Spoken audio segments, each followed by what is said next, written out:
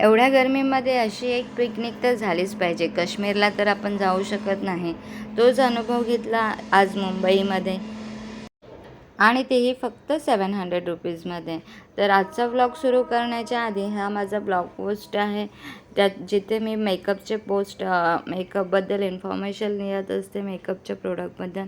तर तुम्ही या नक्की साईडला व्हिजिट करा. याच्यामध्ये सगळं डिटेल माहिती आहे, प्रोडक्टची प्राईस वगैरे सगळं. तर याच्यामध्ये कॉस्मॅटिक प्रोडक्ट्स इन्क्लूड आहेत. आता कोरियन स्टाईल ब्लर लिप्सची एक ट्रेंड निघाला आहे. तर कोरियन स्टाईल ब्लर लिप्स कसं अप्लाय करायचं, कसं हे लूक क्रिएट करायचं, याबद्दल प्रॉपर इन्फॉर्मेशन मी याच्यामध्ये लिहिली आहे. तर तुम्ही ह्या ब्लॉग पोस्टला नक्की व्हिजिट करा. माझ्या साईटचं नाव आहे newlaunchcosmetic.blogpost.com. तर याची स्पेलिंगसुद्धा मी तुम्हाला दाखवून देते. तर हे बघा, हे सारे ब्लॉग्स आहेत. ह्याच्यामध्ये जे तुम्हाला आवडेल ती इन्फॉर्मेशन तुम्हाला मिळू शकते कॉस्मॅटिकबद्दल. तर ह्या ब्लॉग पोस्टला नक्की व्हिजिट करा आणि तुम्हाला जी माहिती हवी आहे ती तुम्ही याच्यामधून मिळू शकते. तर हे बघा, ही साईट आहे newlaunchcosmetics.blogpost.com. तर चला आजचा ब्लॉग सुरू करूया. सकाळी सकाळी रेडी होऊन मस्त नाश्ता करून स्नो वर्ल्डला. तर खूप ऐकलं होतं की तिथे बर्फ वगैरे पडतो, पूर्ण काश्मीरसारखं, म्हणजे एक मॉलमध्येच ते सगळं सेटअप केलेलं आहे. मस्त निघालो डोंबिवलीवरून, ट्रेन पकडून ठाण्याला पोचलो. ठाण्याला माझा भाऊ आणि बहिणी विहान वगैरे भेटल्या. ह्यांना तर तुम्ही ओळखताच. तर ते भेटले. त्यानंतर ठाण्यावरून ट्रेन चेंज करून आम्ही निघालो ग्रँड सेंटर मॉलला, सीवूड स्टेशनलाच आहे तो मॉल, वरच्या साईडला. तर त्या मॉलमध्येच आहे ते स्नो वर्ल्ड. तर ट्रेनमध्ये आमची खूप सारी मस्ती चालू होती. विहान आणि निवेदची भांडणं, खेळणं दोन्ही चालू होतं आणि माझंही व्हिडिओ शूटिंगही चालू होतं.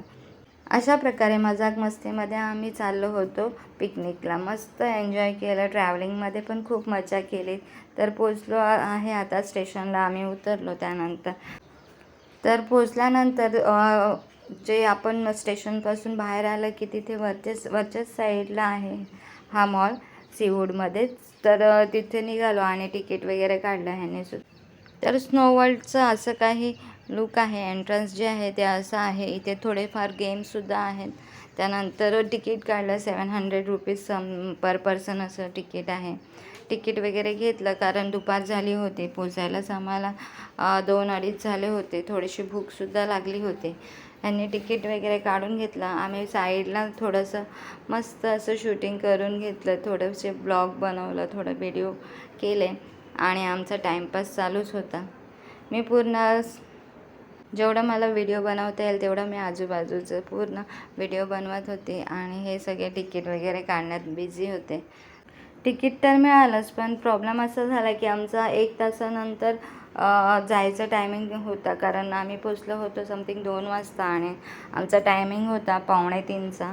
2:45 म्हणजे 2:45ला आम्हाला आता एंट्री मिळणार होती. कारण 1-1 तास तिथे सोडलं जातं. म्हणजे 1-1 तासासाठी फक्त हा टायमिंग असतो एन्जॉय करण्यासाठी. तर आम्ही 1 तासानंतर आमचं टायमिंग आतमध्ये जायचं टाईम होता. त्यामुळे आम्ही जरा थोडंसं पोटपूजा करायचं ठरवलं आणि गेलो मॅगडीमध्ये. मॉलमध्ये गेलो आणि मॅगडीमध्ये गेलो नाही तर असं होऊ शकतच नाही. तर मग मॅगडीमध्ये गेलो. मुलांनाही फ्रेंच फ्राईज वगैरे खूप आवडतात. तर मस्त बर्गर वगैरे खाल्ला, कोक प्यायलो आणि पुन्हा आम्ही आलो इथे.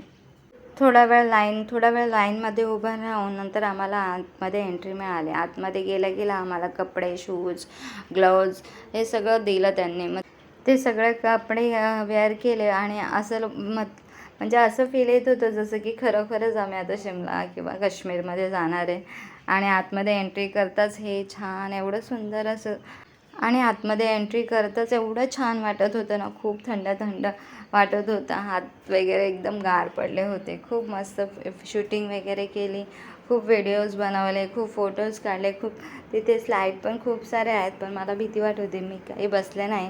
बाकी ह्या लोकांनी सगळ्यांनी एन्जॉय केला. थोड्या वेळानंतरच हात वगैरे थंड पडायला लागतात आणि पूर्ण श्वास वगैरे घ्यायला खूप असं एवढं ही तिथे -8 डिग्री सेल्सिअस काहीतरी तापमान आहे तिथे आणि खूप थंडावा आणि एकदम बर्फ वगैरे पडतच असतो, स्नोफॉल होतच असतं. आणि हे ते हेल्प करायलासुद्धा खूप सारे त्यांचे स्टाफ्स आहेत आणि प्लस आपले फोटोजसुद्धा क्लिक करतात. जे तुम्हाला बाहेर फोटो विकतसुद्धा म्हणजे तुम्ही घेऊ शकता, जे पण तुम्ही एन्जॉय केलं ते सारे. तर मी एवढं काही आतमध्ये शूटिंग केलं नाही, कारण ग्लोव्जमुळे मला फोन पकडता येत नव्हता. त्यानंतर 1 तासानंतर बाहेर आलो, कपडे पुन्हा चेंज केले. त्यांनी दिलेले कपडे, जॅकेट वगैरे होते ते दिले. तर हे बघा इथे फोटोज जे आहे ते आपल्याला हवे असतील तर ते लोकं देतात आणि त्याचे चार्जेस आहेत काहीतरी. तर अशी होती आमची या गरमीमधली स्नो वर्ल्डची पिकनिक.